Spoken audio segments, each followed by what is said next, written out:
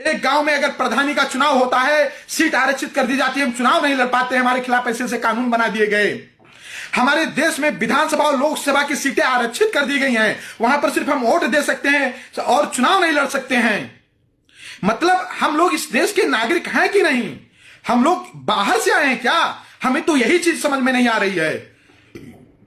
अत्याचार पर अत्याचार, अत्याचार पर अत्याचार, अत्याचार पर अत्याचार, अत्याचार की पराकाष्ठा एक तरीके से पार हो गई।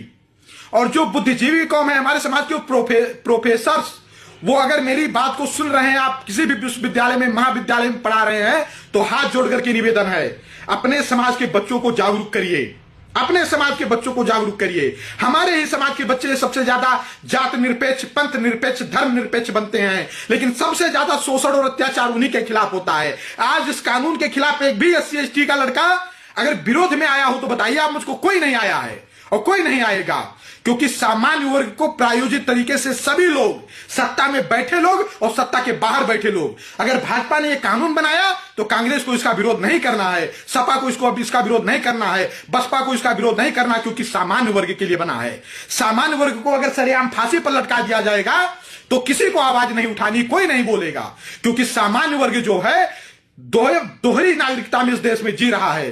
सामान्य वर्ग को यूज करो और फेंक दो। सामान्य वर्ग से सिर्फ नारे लगवाओ, झंडे उठवाओ, सामान्य वर्ग के युवाओं को राजनीतिक पार्टी के नेताओं के स्वागत में बुलाओ, टेंट लगाने के लिए बुलाओ, कुर्सी लगाने के लिए बुलाओ, झंडा उठाने के लिए बुलाओ, लेकिन उनके लिए कोई फायदा नहीं, उनके लिए कोई सुविधा नहीं।